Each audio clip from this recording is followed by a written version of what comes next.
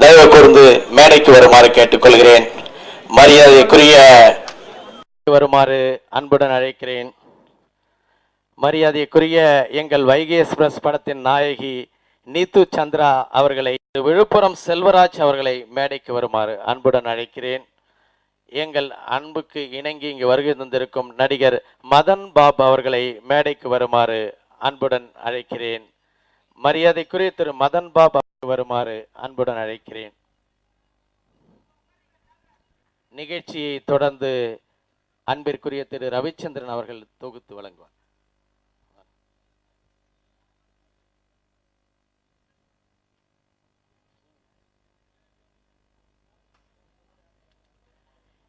எங்கள் அன்பு அழைப்பினை ஏற்று இந்த நிகழ்ச்சியை சிறப்பு அன்பிற்குரிய திரு போபன் அவர்களை மேடைக்கு வருமாறு அன்புடன் அழைக்கிறேன். அன்பிற்குரிய கலை இயக்குனர் திரு போபன் அவர்கள் இளைய கம்பன் அவர்களுக்கு,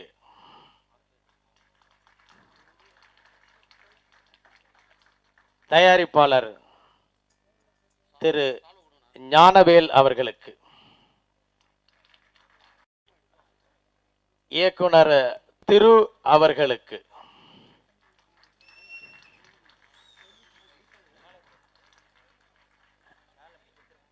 இயக்குனர் சுசீந்திரன் அவர்களுக்கு,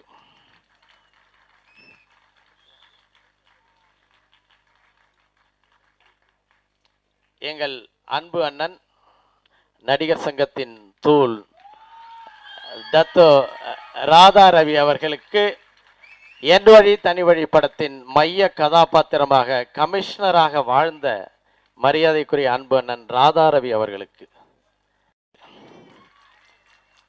எல்லாம் அவன் செயல் என் வழி தனி வழி தொடர்ந்து வைகை எக்ஸ்பிரஸில் பயணம் செய்து கொண்டிருக்கும் எங்கள்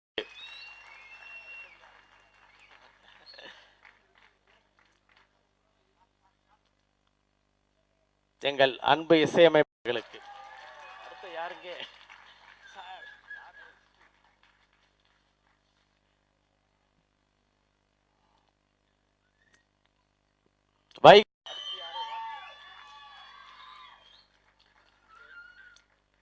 குணச்சித்திர நடிகை திரு ஸ்ரீரஞ்சனி அவர்களுக்கு. போபன் சார் மேல வாங்க பிளீஸ்.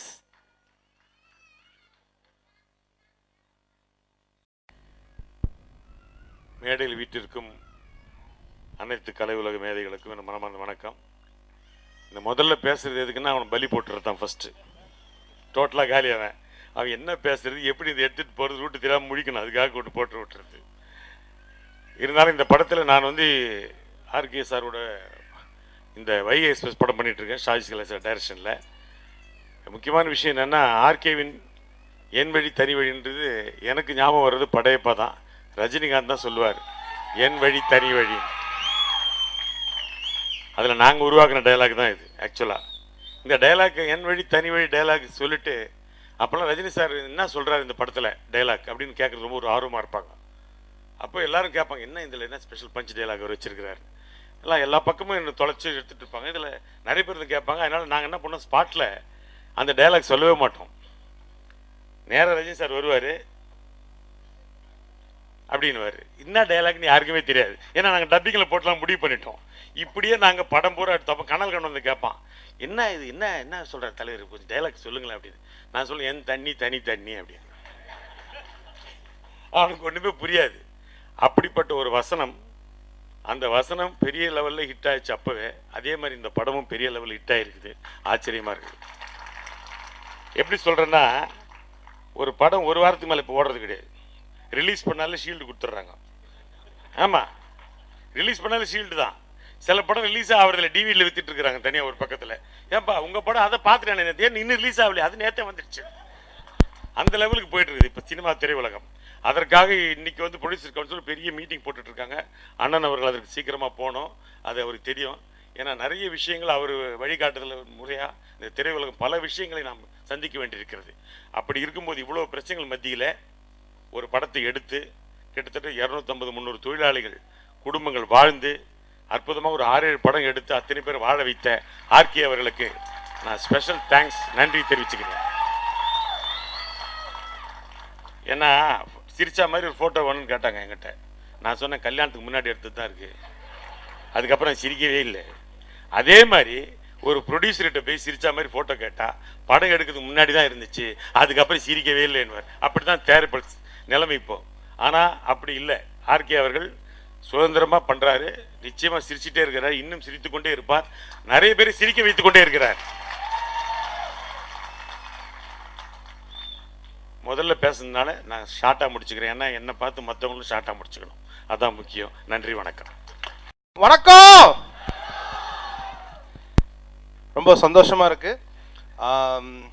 இது வந்து ஆர்கே சார் வந்து பூஜை அன்னைக்கு சொன்னது தான் சார். ஃபஸ்ட்டு படம் ரிலீஸ் ஆனவுடனே 25th டே வந்து நாங்கள் வந்து பெருசாக ஃபங்க்ஷன் பண்ணுவோம். அதுக்கப்புறம் 50வது நாள், 75வது நாள், அதுக்கப்புறம் 100வது நாள் பண்ணுவார். இதெல்லாம் ஒன்றுமே இல்லை. அதை பாருங்கள், ஆக்சுவலாக இன்னும் வெயிட்டாக இருக்கும். ஏன்னா சினிமாவில் வந்து இப்போது ஒரு படம் ரிலீஸ் ஆயிடுச்சுன்னா வர லாபம் வந்து எப்படிலாம் நம்ம வந்து உள்ள சேஃப்டி பண்ணலான்னு நினைப்பாங்க. ஆனால் ஆர்கே சார் வந்து காதல் விரும்பி, சினிமா விரும்பி, எல்லாமே வந்து சினிமாக்காகவே வந்து போராடுவார். நான் கூட ரொம்ப நாள் அவர் கூட இருந்திருக்கேன். ரொம்ப சந்தோஷமாக இருக்குது. சினிமா வந்து எல்லாம் சொல்கிறாங்க ரொம்ப கொஞ்ச நாளாக வந்து சரியில்லைன்ட்டு. பட் ஆர்கே சார் மூலிமா கண்டிப்பாக அந்த சினிமா வந்து மாபெரும் வெற்றி அடையும். ஏன்னா 25வது நாள்லாம் வந்து உண்மையாகவே பார்த்தே ரொம்ப நாள் ஆச்சு உண்மையாகவே. ஸோ பார்க்கவே ரொம்ப சந்தோஷமாக இருக்குது. ஆர்கே சார் என்றைக்குமே நல்லா இருக்கணும், அவர் குடும்பங்கள் நல்லா இருக்கணும், அவரால் வந்து சினிமா ரொம்ப நல்லா இருக்கணும். ரொம்ப பெருமையாக இருக்குது அவர் கூட நான் ஒர்க் பண்ணுறது. அதில் மேடையில் அமர்ந்திருக்கும் அனைவருக்கும் வணக்கம். அதே மாதிரி நீங்கள் வந்திருக்கீங்க, ரொம்ப சந்தோஷம். ஸோ ஆர்கே சாருக்கு ஒரு ஓப் போடுங்க, ஆர்கே சாருக்கு ஒரு ஓப் போடுங்க. நன்றி, வணக்கம். அனைவருக்கும் வணக்கம். மக்கள் பாசறை நிறுவனத்தினுடைய தலைவர், போற்றுதலுக்குரிய மாமனிதர் ஆர்கே அவர்களுக்கும், இந்த படத்தில் நான் பணியாற்றுவதற்காக என்னை பரிந்துரை செய்த வாழ்வீச்சு வசனகர்த்தா, வசன மேதை வி பிரபாகர் சார் அவர்களுக்கும், எனது அன்பு சகோதரர் இசையமைப்பாளர் ஸ்ரீகாந்த் தேவா அவர்களுக்கும் இந்த நேரத்தில் எனது நன்றியை சொல்ல நான் கடமைப்பட்டிருக்கிறேன். என் வழி தனி வழி என்கிற இந்த வெற்றி படம் இளைய கம்பனாகிய எனக்கு 500வது பாடலை எழுதுவதற்கு வாய்ப்பளித்த படம். ஆகவே இந்த படத்தில் நான் பணி செய்தது பெருமை அடைகிறேன். போற்றுதலுக்குரிய படமாக இது அமைந்திருக்கிறது. இயக்குனர் அவர்களுக்கு நன்றி சொல்லி, ஆர்கே அவர்கள் இதுபோல் இன்னும் ஆயிரக்கணக்கான படங்களில் நடித்து தயாரித்து இந்த தமிழ் திரையுலகம் பெருமை பெற வாழ்த்துகிறேன். வணக்கம், நன்றி. எல்லாருக்கும் வணக்கம். மேடையில் அமர்ந்திருக்கும் என் கலையுலக நண்பர்களுக்கும் ஊடகங்களுக்கும் என்னுடைய முதற்கண் வணக்கம். என் வழி தனி வழி படத்தில் நடிக்கிறதுக்காக மேனேஜர் துரை சார் வந்து ஃபோன் பண்ணார். நான் போகிறதுக்கு முன்னாடி ஷாஜி கலையர் சார் பெரிய டைரக்டரு மலையாள பட உலகத்தில், அது எப்படி இருக்குமோ ஏது இருக்குமோ, எவ்வளோ ஸ்ட்ரிக்டாக இருப்பாரா என்ன அப்படின்னு ஒரு வித பயத்தோடு தான் போனேன். ஆனால் அங்கே போனவொன்னே தான் பார்த்தேன், அவ்வளவு எளிமையாகவும் அவ்வளவு இனிமையாகவும் நல்லா பழகிறாரு.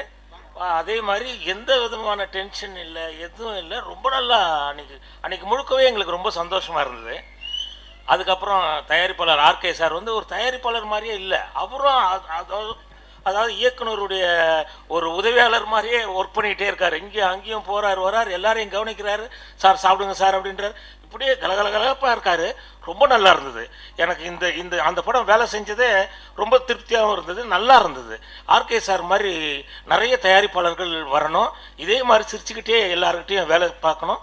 அப்புறம் இந்த படம் வந்து 25 நாள் ஓடி இருக்கிறதுன்றது, அதாவது வாரம் 10 படம் 15 படம் ரிலீஸ் ஆகுது. ஒரு 40-50 படங்களுக்கு மத்தியில் இந்த படம் ஓடி இருக்குன்னா இதுவே பெருமையான விஷயம்தான்.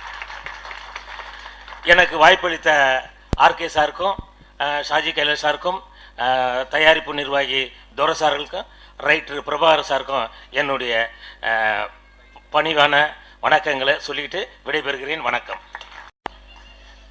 இந்த மேடையில் இருக்கிற பெரியவங்களுக்கும் இங்கே வந்திருக்கிற கீழே இருந்து பார்த்துட்டு இருக்கிற பெரியவங்களுக்கும் என் வணக்கங்கள்.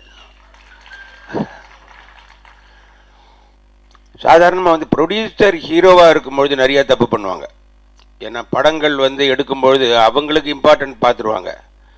இங்கே உக்காந்துருக்கிற ஒரு ஆடியன்ஸாக இருந்து பார்த்தால்தான் அந்த கதையும் சரி, அந்த அந்த டெக்னீஷியன்ஸும் சரி, அவர் ஷாஜி கைலாஷ் சார், அப்புறம் வந்து பிரபாகர் சார், அப்புறம் ஸ்ரீகாந்த் தேவா அவர்கள், அப்புறம் இங்கே இருக்கிற மற்ற கவிஞர்கள் எல்லாரையுமே கரெக்டாக செலக்ட் பண்ணி கரெக்டாக ஒரு படம் பண்ணி, ஈவன் ஒரு ப்ரமோ இப்போ இங்கே இருக்கிறவங்களுக்கு வந்து போட்டு காட்டினார். அது எவ்வளோ வித்தியாசமாக இருந்ததுன்னா நான் இது வரைக்கும் இந்த மாதிரி ஒன்று பார்த்ததே இல்லை.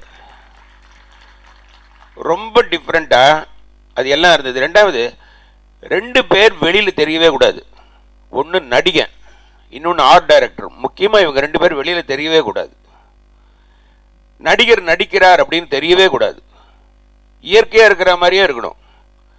ஆனால் அது இயற்கையாக அப்படி யாருமே இருக்க முடியாது. ஏன்னா க்ளோஸ்அப் வச்சு எடுக்கும் பொழுது அவங்க நடிக்கத்தான் நடிப்பாங்க, ஆனால் இயற்கை மாதிரி இருக்கணும் அது. அதே மாதிரி ஆர்ட் டைரக்டர், அவர் நம்ம ஆர்ட் டைரக்டர் வந்து அவர் ஜிகே சார் வந்து அந்த லிங்கம் வந்து அது ஒரு அண்டா கவுத்திருந்தார். அது படம்லாம் ஓடி முடிஞ்ச அப்புறம் அது ஒரு தடவை சொன்னார். அது டக்குன்னு அவங்க வந்து ஒரு லிங்கம் வேணும்னாங்க, எனக்கு கிடைக்கல, அதனால ஒரு அண்டாவை கவுத்தேன். அதுல நான் பார்த்தா அண்டா மாதிரியே தெரியுது, அது லிங்கமே தெரியல. ஏன்னா அது நம்ம கண்ணுக்கு தெரிஞ்சாச்சுன்னா தெரியும். ஸோ இந்த லொக்கேஷன் நல்லா இருக்கு, இது ரோடு நல்லா இருக்கு, இது எங்கே எடுத்தது, இல்லைப்பா இது ஆர்ட் டைரக்டர் போட்டது, அடடா ஆர்ட் டைரக்டர் போட்டுதா அப்படின்னா தான் நல்லா இருக்கும். அப்போ ஆர்ட் டைரக்டர் தெரியக்கூடாது, அப்போ தான் நல்லா இருக்கும். அதே மாதிரி நடிகர் தெரியக்கூடாது. இவர் முன்னாடி லாயரா வந்து அந்த கீதை மாதிரி பண்ண போதா இருக்கட்டும், அதுக்கப்புறம் அவன் இவன்ல ஒரு அடிமாடு விற்கிறவராக இருக்கட்டும், அதிகமான நடிப்பே இருக்காது. உண்மையான ஒரு அடிமாடு விற்கிறவர் எப்படி இருப்பார்? அதே மாதிரியே வருவார் போவார், அதே மாதிரி இருப்பார். இதில் அதே மாதிரி அந்த போலீஸ் அதிகாரியா நிஜமாவே வாழ்ந்திருப்பார். இப்போ அடுத்த படம் அவங்க சொன்னபடி ரயில்வே ஸ்டேஷனே போட்டிருக்காங்க சார். ரயில்வே ஸ்டேஷன் உள்ள ட்ரெயின் அப்படியே ஐசிஎஃப்ல வாங்கிட்டு வந்து அப்படியே செட் பண்ணிருக்காங்க. எனக்கு அதுலேயும் வாய்ப்பு கொடுத்துருக்காரு. அதை ஏற்கனவே அந்த மலேசியன் வந்த போதே என்கிட்ட சொல்லிட்டாரு, சார் உங்களுக்கும் ஒன்று இருக்குன்ட்டு.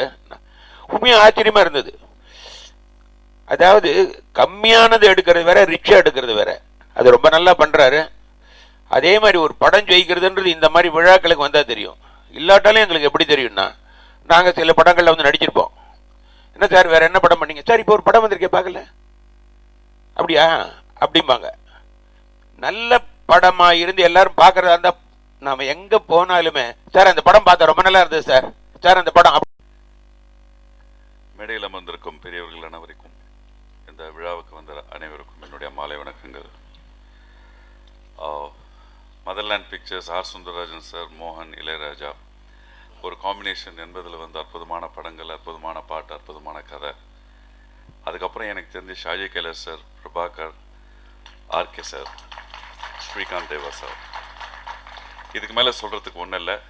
ஆர்கே சார் நானும் அவருடைய எல்லா மாவன் செயல், அப்புறம் இந்த படமும் பண்ணேன். We have wonderful discussions. நிறைய விஷயங்கள், சமுதாய பிரச்சனைகள், சமுதாய இன்னும் ஒரு மேம்பட்டு வரணுன்றதுக்காக என்னென்ன நம்ம பண்ணணும், நம்ம எப்படி அவேராக இருக்கணுன்றதை பற்றி ரொம்ப நிறைய பேசியிருக்கோம். He is a man with conviction, a man who wants a change and who is working for it. So அவரோட தோல் கொடுத்து அவர் வச்சிருக்கிற அந்த ஒரு கோலை ரீச் பண்ணுறதுல கூட நானும் ஒரு சப்போர்ட்டாக இருக்குன்றதுல எனக்கு ரொம்ப பெருமையாக இருக்குது. So all the best and good luck RK sir. Thank you. இங்கே என் கண் முன்னே கூடியிருக்கும் என்னுடைய குடும்பத்தை சேர்ந்தவர்களே, மேடையில் அமர்ந்திருக்கும் அத்தனை நல்லுள்ளங்களுக்கும், இந்த என் வழி தனி வழியில்